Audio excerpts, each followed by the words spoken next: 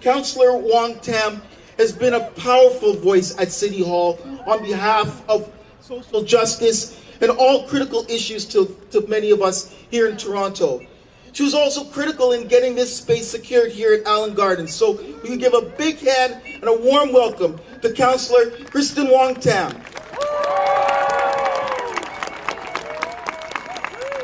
Thank you very much, Nigel, and thank you all of you for being here today. I know that you could be in a lot of other places, but I'm really glad to see you and that you've chosen to be here.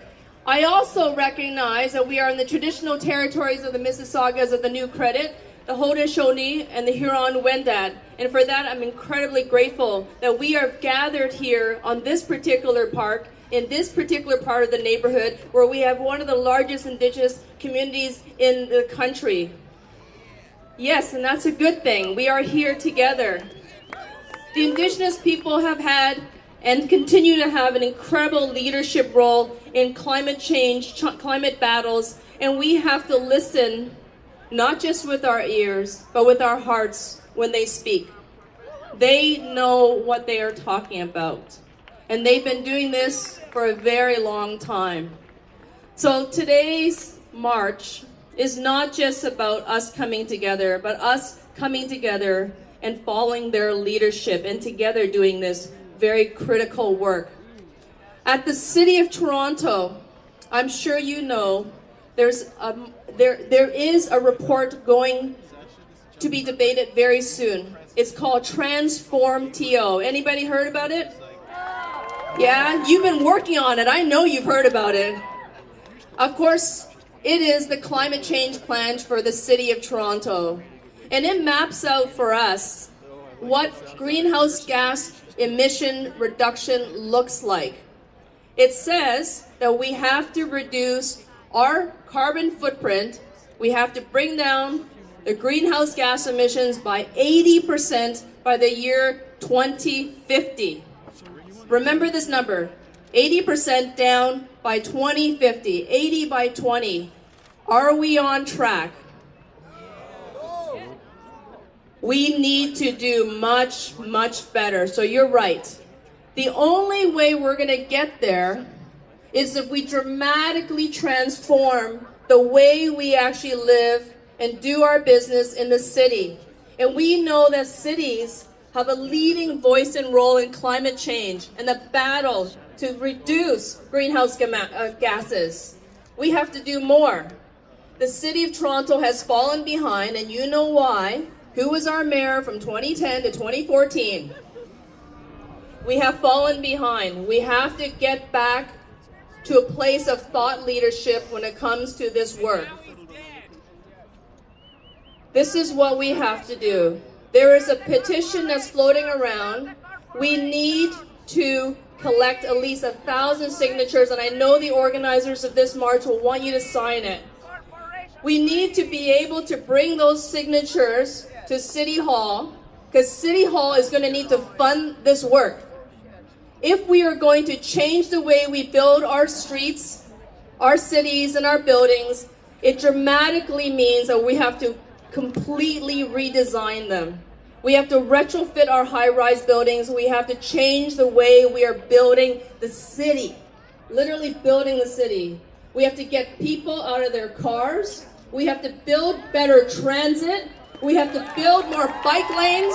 We have to promote active transportation. We've got to walk. This body, this human body, was designed to go this way, or this way, or this way. It was not designed, I don't believe my body was designed to do this. Not for 3 hours a day. And we got to stop doing that. You know what I'm saying? Right? We have to engage in active transportation. We have to build better transit. So we connect this city with a network so people can get to work without having to spend too much time on transit. And we got to get them there faster so we can spend more time with their families.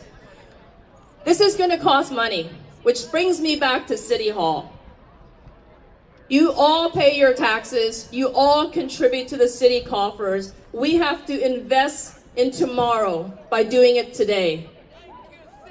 We have to build a good green economy that is sustainable. We have to create good green jobs. That is not negotiable. We have to buy local. We have to grow local. These are things that we need to do.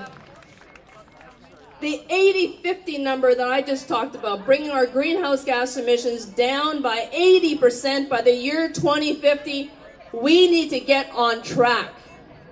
And that's why I need you to sign that petition, because in 2017, when we passed the budget, my colleague, Councillor Gord Perks, you know him, he's a fantastic environmentalist, he moved a motion. That motion said, City Council invest $1.22 million in the 2017 budget, and let's meet our short-term goals for Transform TO. And you know what? Do you think that motion passed under Meritory? It did not. It did not pass.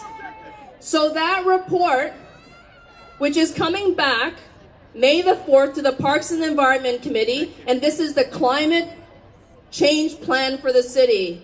We need to make sure that City Hall knows that you believe it's important and that this is absolutely critical that we fund this so we can actually manage our waste better, recycle more, reduce more, and reuse more. So this is why this climate change march is very timely, and this is exactly why we need to see these numbers grow more and more, because we live in this city, and I believe we are connected to the water. I believe I'm a water person. There's no way that you live on one of the Great Lakes and you are not part of this system. So, who are we? What do we stand for? Why are we here? Why do we walk? Why do we march? Why do we roll? Why do we bike? We have to send a message to City Hall, and don't think that the fight is only in Washington. The fight is right here in Toronto, in Ontario, in Canada. I'll be with you. Thank you very much. Thank you.